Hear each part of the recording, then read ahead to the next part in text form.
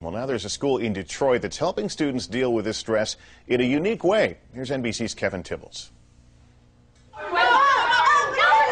The boisterous kids at Detroit's Nataki Taliba School are really no different than any others, except perhaps for 10 minutes twice a day when all they hear is silence.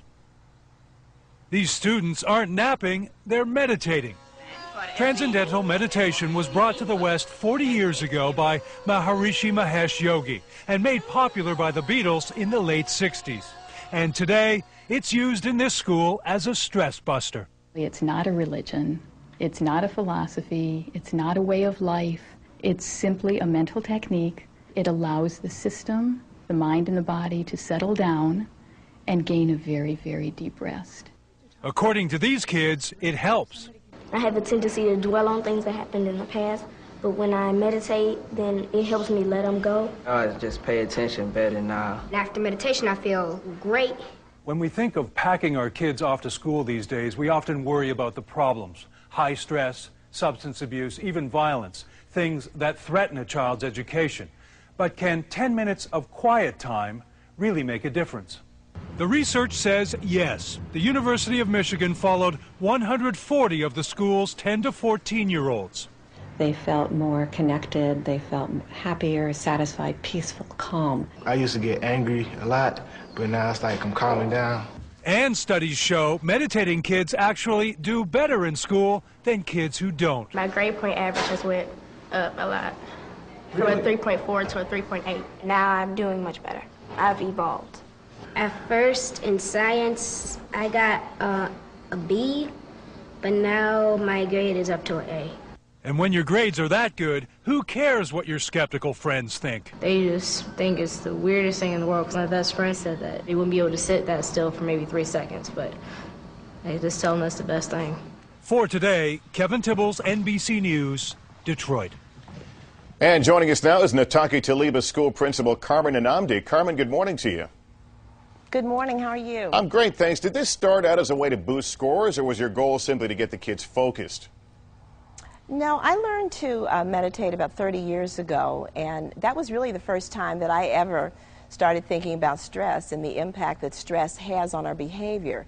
So I thought, why not introduce this to 10-year-olds? If you've noticed now as adults, we're all in the bookstores getting the self-help books, and every time you read one, you think, gee, I wish somebody had told me this when I was 10. So really that was my desire, is to really begin to make them aware of stress and how stress impacts on your behavior. Well, they're clearly calm as I look at them behind you there. I'm wondering if this was a tough sell to the parents. Does transcendental meditation have a religious connotation, for example, to some folks? No, not at all. We began the program 6 years ago, and there were 180 students at the time. There were only 8 families that did not allow their children to participate in the program. And I think it's the word meditation. I think that people associate that with religion, but there's absolutely no beliefs. That's why I like the technique. It doesn't impose on any of your beliefs or your lifestyle or anything. It's just a physical technique. And I guess there are misconceptions I had that when I heard I was doing this segment, I went, did the hum.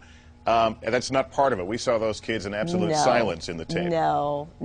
There isn't even any concentration. It's really a very free-flowing thing. I don't like anything that causes me to have to alter myself. The only discipline that this requires is that you do it every day. You know how you look in the mirror and you say, gee, I'm not physically fit, and so you go and exercise and you think that'll make you physically fit? No, not for that day. You have to do it over a period of time to really see any benefit. This is not cheap. I know you've had some donations, some grants to the school, but it's an expensive proposition for most schools, I would think. Oh, that's true. Yes, Chrysler, the Daimler Chrysler Foundation is the one that really initiated the program for us, and then General Motors also began to be one of our sponsors. But, you know, that's the way it is in this country. Anything that's healthy for us is expensive. It's like health care. Hey, are the teachers doing this too? The teachers do this too.